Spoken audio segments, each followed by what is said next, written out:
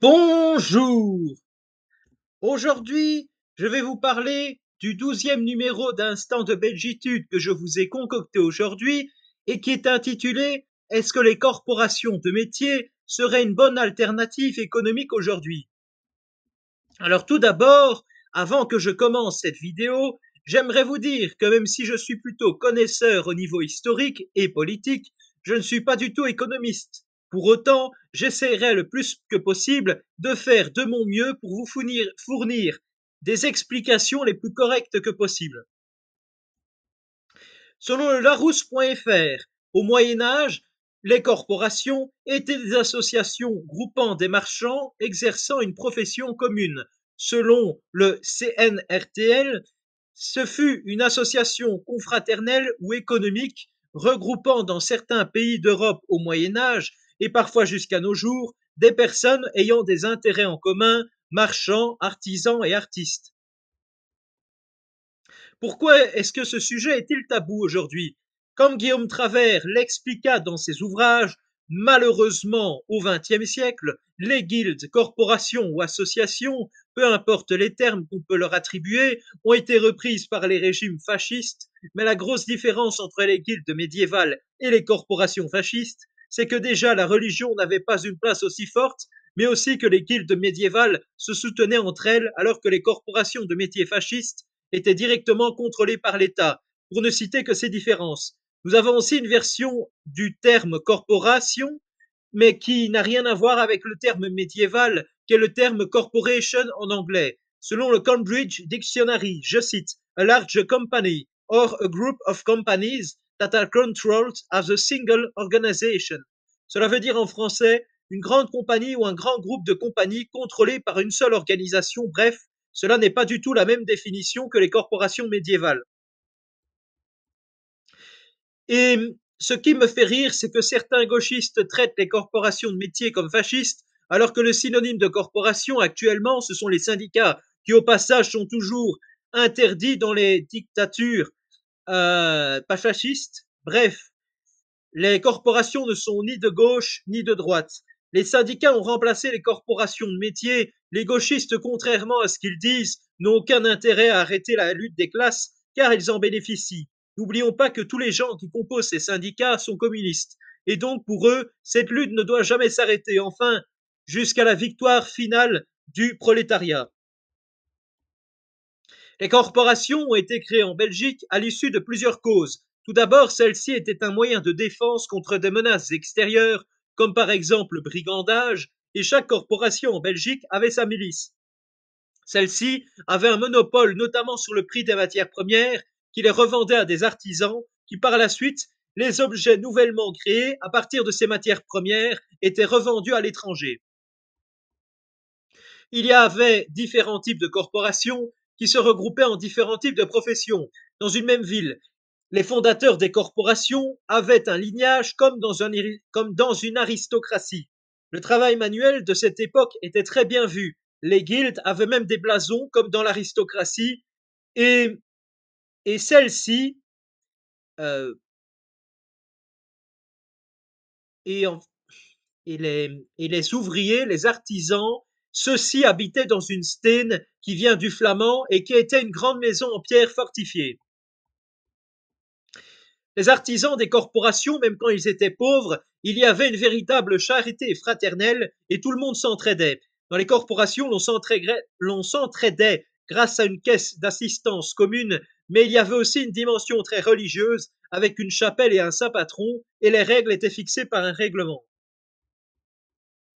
Dans chaque corporation, il y avait des jurés qui juraient de faire respecter le règlement et d'être les plus droits que possible, sans se faire corrompre par qui que ce soit, et de rendre la justice de la manière la plus neutre que possible. Il y avait trois niveaux d'expertise dans les corporations. Tout d'abord, nous avions les apprentis qui certes devaient payer un droit d'entrée, mais qui étaient nourris et logés par le maître, mais ils ne recevaient pas de salaire. Pour être apprenti, il fallait avoir au minimum 15 ans. Par conséquent, contrairement au 19e siècle, où les enfants travaillaient énormément, dans les usines, là au moins, les apprentis étaient respectés. Par la suite, quand l'apprenti a eu assez d'expérience, il devint un compagnon et devait, par la suite, produire un chef-d'œuvre. Le compagnon pouvait devenir maître si et seulement si il avait eu assez d'argent pour payer un droit d'admission. Le règlement était fixé par les jurés et celui-ci était très strict, mais néanmoins, il y avait un avantage, c'était que le maître ne pouvait pas sous-payer ses compagnons, tout simplement car c'étaient les jurés qui fixaient les salaires et de même qu'il ne pouvait pas les exploiter de trop car les jurés fixaient les heures de travail, bref, c'était un contre-pouvoir. Les jurés étaient aussi des genres d'inspecteurs car ils avaient la capacité d'infliger de lourdes amendes. Par exemple, quand un produit n'était pas conforme, la punition la plus grave était le fait de ne plus pouvoir travailler. Au moins, cela permettait de n'avoir aucune contrefaçon ou faux. Celle-ci était beaucoup plus sanctionnée qu'aujourd'hui.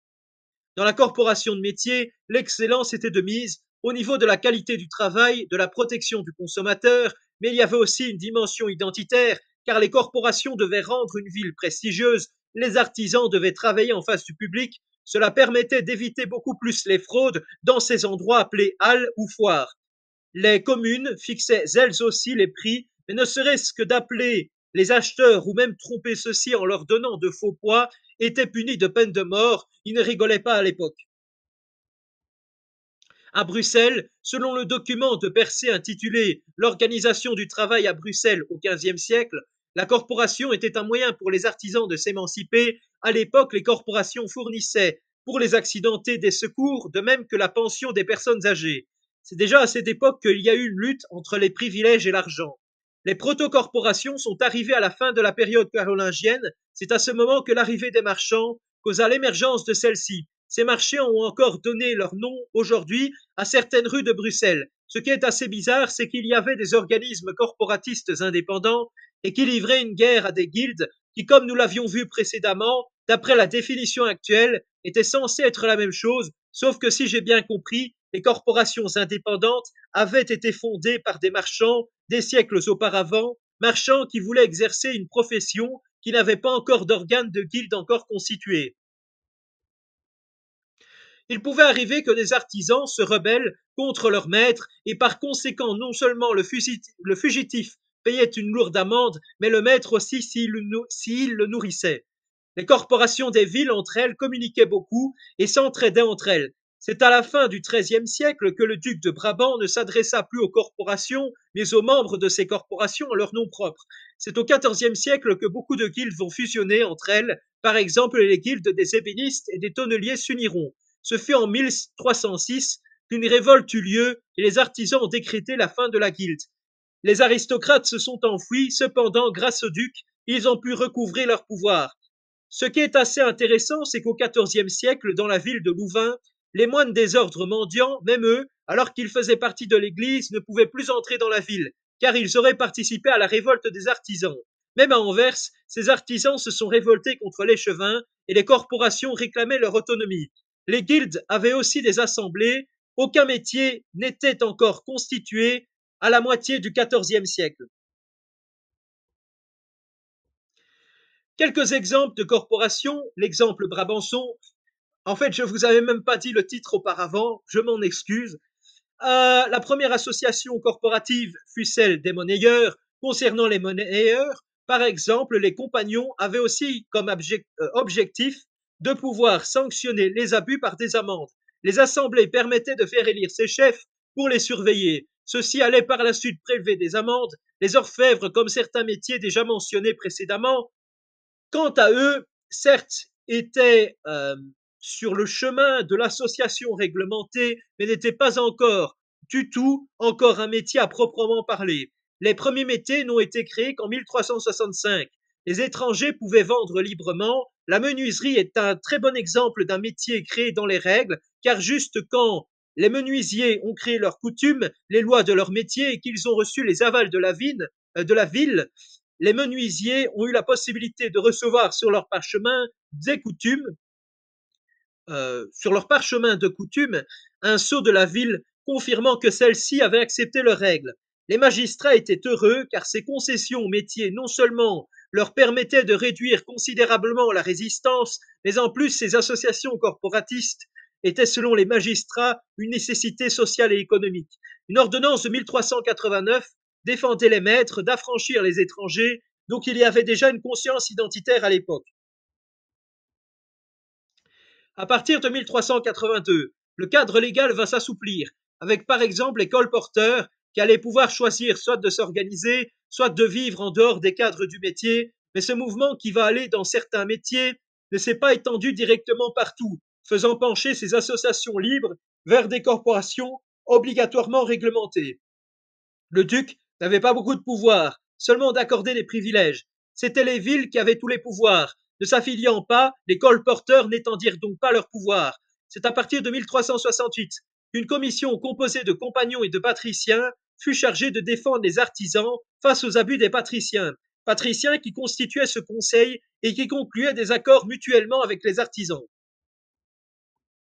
Malheureusement, les querelles entre les patriciens et les artisans étaient trop prégnantes et au lendemain de la bataille de Courtrai, les Flamands se sont emparés du pouvoir seuls. Une révolte a eu lieu le 24 mai 1420, poussant les patriciens à s'en aller et le comte de Saint-Paul à être proclamé. Le tiers-État a eu enfin ses droits reconnus. Les démocrates brabançons préféraient un équilibre politique de partage du pouvoir, comme quoi, contrairement aux conneries que les gauchistes racontent, non, l'époque médiévale ne fut pas l'enfer sur terre, bien au contraire. Il y avait l'élection d'un bourgmestre pour les gens les plus importants du pouvoir économique, de même que pour les lignages. Chaque corps de métier était traité différemment. Par exemple, le tisserand travaillait pour quelqu'un d'autre, par contre l'association drapière était ouverte à tout le monde.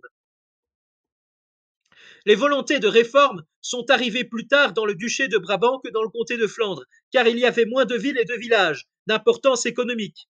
Et aussi parce qu'il y avait moins la possibilité de former des coalitions avec des groupes puissants à l'intérieur et à l'extérieur des villes et des villages. À l'époque, dans le duché de Brabant, il y avait 4 capitales, Louvain, Bruxelles, Bois-le-Duc, Anvers. Non seulement dans ces capitales, les corporations décidaient des politiques locales, mais aussi d'approuver ou non, par exemple, l'augmentation des taxes au niveau des États généraux. Brabançon, et que chacun des partis, pas au sens moderne du terme, devait unanimement être d'accord sur le sujet en question. Dans les Pays-Bas espagnols, que cela soit dans les territoires brabançons ou du comté de Flandre, l'empereur Charles Quint avait décidé d'enlever les droits politiques des corporations artisanales locales et par conséquent, il y eut des révoltes et à Gand, après les révoltes de 1539, celui-ci décida que les Gantois ne pouvaient plus faire élire leur propre diacre et donc en conclusion, seuls les supérieurs de l'élite urbaine pouvaient diriger ces corporations. Après 1585, il est devenu très logique que le commerce de gros ne pouvait plus être une solution pour les économies urbaines. C'est durant la période des Pays-Bas autrichiens que les politiques douanières ont permis le développement du commerce d'exportation urbain. C'est grâce aux maîtres artisans que de nombreuses innovations eurent lieu. Ceux-ci réalisaient des économies d'échelle grâce à la sous-traitance et à des activités commerciales. À cette époque, il y avait des vides institutionnels qui ont permis des initiatives entrepreneuriales. Parlons maintenant de l'exemple flamand. Au XIIe siècle, à Bruges, dans le comté de Flandre, il y eut une charte qui fut mise en place et qui réduisit le pouvoir des corporations. Au XIVe siècle, des maisons de Dieu, aussi appelées hôpitaux, ont été créées par les corporations pour leurs retraités. Dans les assemblées échevinales brugeoises, les corporations ont commencé de plus en plus avec le temps à accumuler du pouvoir grâce à leurs représentants. Il est intéressant de noter que dans le comté de Flandre, à l'époque médiévale, il y avait des organisations de travail qui n'étaient pas des corporations comme les jouteurs urbains, en tout cas dans le comté de Flandre, comme le dit l'article Archery and Crossbow Guilds in Medieval Flanders, 1300 à 1500. Dans un passage, il est dit The elaborate social occasions when princes and plumbers would dine together. Traduction, les occasions sociales élaborées où les princes et les plombiers dînaient ensemble. Bref, il y avait un respect mutuel entre les dirigeants et les travailleurs manuels, ce qui n'est plus du tout le cas aujourd'hui. Le comté de Flandre est très connu pour sa confection des draps à partir de laine. Au passage, c'est le commerce de la laine avec l'Angleterre qui a rendu les Français furieux et qui est l'une des causes de la bataille de Courtrai. Bruges fut surnommée à l'époque la Venise du Nord, car son port était très réputé de par son caractère aussi très cosmopolite, mais pas comme on l'entend aujourd'hui, car il n'y avait pas d'extra-européens. À proximité de ce port se trouvaient des banques et des bureaux de change, et qui n'étaient pas des corporations. Les guildes imposaient aux denrées qui transitaient par le port un prix, empêchant donc une concurrence économique. Les patriciens en Flandre, issus des guildes, étaient appelés porters. Contrairement au duc de Brabant, qui était, de ce que j'ai pu en analyser plus tôt, en retrait par rapport aux guildes, le comte de Flandre les soutenait totalement jusqu'à leur accorder des subventions très fortes. Mais le gros problème, c'est que les guildes ayant le comte de Flandre avec elles n'aimaient pas être contrôlées et se montraient parfois violentes. En Flandre, plusieurs révoltes eurent lieu. Les artisans des corporations voulurent que leurs membres puissent aller dans les conseils municipaux pour améliorer leur salaire. Heureusement, fatigués par les patriciens, Guy de Dampierre, alors comte de Flandre, ne renouvela pas les chartes qui furent brûlées durant les révoltes à Bruges, et il permit la représentation des artisans dans le conseil des Échevins. Il est intéressant de noter qu'à la suite de ces événements, deux clans allaient se former. Les Leliarts, dans celui-ci il y avait les bourgeois et les seigneurs, et d'un autre côté les Clowarts, avec la petite bourgeoisie et les artisans des corporations. Et ce conflit entre les différentes strates de la société va perdurer dans le temps. Par la suite, les Leliarts furent renversés partout en Flandre.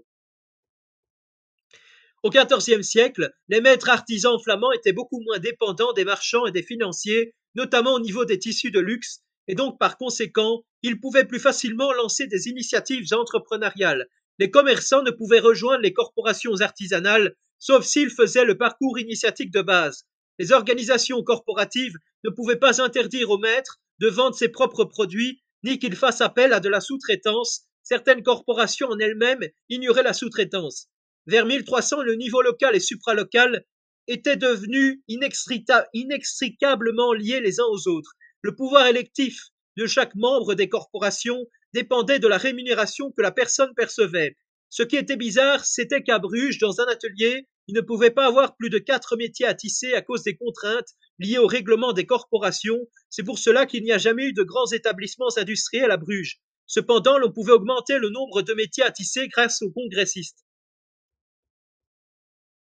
Dans la principauté ecclésiastique de Liège, il y avait ceux qui étaient appelés les 32 bons métiers. Par exemple, pour les boulangers, je suppose que ce n'était qu'à Liège, il y avait des gouverneurs, pourtant ceux-ci n'avaient aucun avantage économique ni ne se vantaient de leur titre. Ils recevaient une somme minimale de la caisse de la confraternité. Un juré ne recevait dans la principauté que 1 florin, ce qui équivaut à aujourd'hui 0,0024 €, ce qui n'est rien, même si depuis cette époque, il y eut beaucoup d'inflation. À Liège, il y avait les jurés, mais aussi les rewards. Il ne faut pas confondre avec reward en anglais, qui veut dire récompense. Les rewards qui étaient comme eux, sauf que eux rentraient chez les gens de métier pour vérifier, par exemple, l'état de leur machine et vérifier l'application du règlement. Et comme les jurés pouvaient mettre des amendes, si par exemple la personne contrôlée refusait de laisser entrer le reward. Le nombre de rewards variait selon les métiers. À côté des rewards, il y avait des officiers qui gardaient leur poste durant toute la vie. Dans un même métier, certains avaient la plénitude du droit ou rade, et d'autres bénéficiaient d'une partie du droit appelée petite rade. Certains corps de métier, comme par exemple le pâtissier, devaient, pour avoir la possibilité de cuire son pain, la rade, tandis que d'autres personnes et les gens qui n'avaient pas beaucoup d'argent avaient la possibilité, avec le droit de bourgeoisie, de vendre de porte en porte. Les gens de métier avaient la possibilité d'échapper à certaines lois communes, sauf quand il s'agissait de crimes très graves, même pour les délits qui n'étaient pas trop graves. Ceux-ci étaient soumis à la juridiction des officiers. Quand il s'agissait de délits graves, les coupables étaient déférés devant les tribunaux ordinaires. Les officiers étaient jugés par leurs camarades. Les rewards mettaient une marque qui montrait que les objets que vendait un marchand étaient dignes de confiance, et si l'objet était frauduleux ou de mauvaise qualité, il le détruisait. Les personnes vendant de la viande devaient avertir les clients que tel ou tel produit était de moins bonne qualité.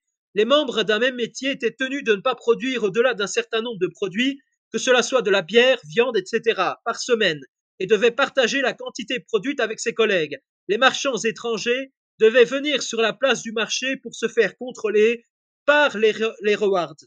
Le vendeur étranger devait payer une taxe d'entrée et le ton-lieu. À cause de la juridiction, les maîtres et les ouvriers étaient peu nombreux. Quand le patron était d'accord pour donner congé à l'artisan, il devait le donner le vendredi avant midi. Un ouvrier ne pouvait terminer un travail commencé par un confrère. Si un artisan était parti de son boulot, le nouveau venu, s'il voulait commencer son travail, devait s'assurer avant que la personne partie avait reçu intégralement son salaire. Le salaire, comme l'acheteur devait le maître, le maître comme l'acheteur devait s'entendre sur un prix, ce qui faussait le prix de la vie. La durée de l'apprentissage était différente d'un métier à l'autre. Un apprenti pouvait être rémunéré par le maître pour les services qu'il pouvait rendre à celui-ci. Cependant, il ne recevait aucun salaire pour sa formation. L'apprenti pouvait acheter son chef-d'œuvre, cependant, s'il ratait celui-ci, il pouvait après un certain temps repasser celui-ci, son chef-d'œuvre. Concernant les ouvriers étrangers, il est intéressant de noter que la charité chrétienne était de mise. Cependant, ils ne pouvaient rester qu'1 ou 2 mois sur place s'ils venaient d'endroits en guerre. Et c'était quelque chose d'exceptionnel, car généralement les étrangers qui venaient travailler et non pas rester, travaillaient 15 jours avant de repartir d'où ils venaient, sinon cela aurait entraîné un chômage massif chez les artisans inscrits dans les métiers. Comme quoi, contrairement à ce que certaines personnes disent, on peut avoir une société profondément catholique et faire preuve de charité tout en ayant une vision identitaire de la société et du travail. Le seul cas dans l'histoire, dans la principauté ecclésiastique de Liège, où celle-ci a fait appel à de la main-d'œuvre étrangère, était lors du règne du prince-évêque du nom de Hérard de la Marque, qui, à cause des guerres entre réformés et catholiques, les cadres étant décimés, il n'avait pas eu le choix. Dans la principauté ecclésiastique de Liège, chaque membre de la corporation avait le devoir de participer à la procession du saint protecteur de la corporation. La corporation, aussi appelée des fois confrérie, était présente lors des obsèques d'un de ses membres. C'est à partir de 1313 que la principauté de Liège permit aux artisans et à seulement eux de pouvoir exercer désormais les postes de juré ou de bourgmestre. Par exemple, même un noble pouvait exercer ses fonctions, même un noble pour exercer ses fonctions devait s'inscrire sur la liste des 32 bons métiers pour pouvoir participer à la vie publique. Durant les élections de ces postes importants, il était interdit d'acheter des suffrages ou de corrompre des agents électoraux. Les métiers étaient les métiers élisaient les bourgmestres. Si des politiciens avaient provoqué du désordre parmi les métiers, ceux-ci étaient privés de leur office pendant 20 ans. Ceux qui enchaînaient les fonctions, passant de bourgmestre à un autre métier, ne pouvaient plus avoir de nouvel office pendant 3 ans. Tout bourgmestre qui avait reçu des dons ou fait de fausses promesses était privé de ce poste pendant 10 ans. Ce fut après le règne d'Ernest de Bavière que les droits politiques des corporations de métiers ont été abolis. Il est intéressant de noter que d'une ville à l'autre, les privilèges étaient différents. Par exemple, à Huy, l'on pouvait créer une milice communale, les redevances seigneuriales étaient supprimées, les tribunaux n'étaient plus princiers mais locaux, les bourgeois étaient laissés avec un grand pouvoir sur la ville. Dans le comté de Hainaut, durant l'époque médiévale, il n'y avait pas de grandes villes, mais les villes étaient très spécialisées dans l'industrie locale. Le comté de Hainaut fut une terre d'élection des corporations de métiers. Le comté du Hainaut était néanmoins connu pour son industrie drapière. C'est grâce à la paix de Valenciennes en 1114 que le pouvoir fut partagé entre le comte et les bourgeois, et par conséquent, même si c'était très loin d'être parfait, au moins c'était un pas vers la démocratisation du régime. Grâce à cette charte, les bourgeois avaient plus de liberté d'organiser les différents métiers. En tout cas, concernant le comté de Limbourg et le comté de Luxembourg, je n'ai rien trouvé. Concernant les corporations de métiers, de même pour les autres principautés de moindre importance.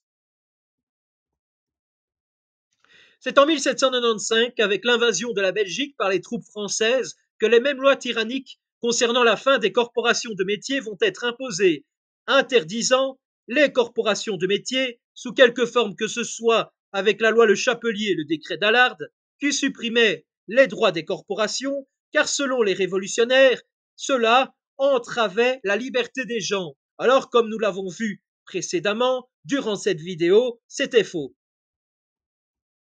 Les artisans et ouvriers, ayant perdu leurs droits avec la Révolution, étaient à la merci d'un capitalisme vil et sans merci, en Belgique au XIXe siècle.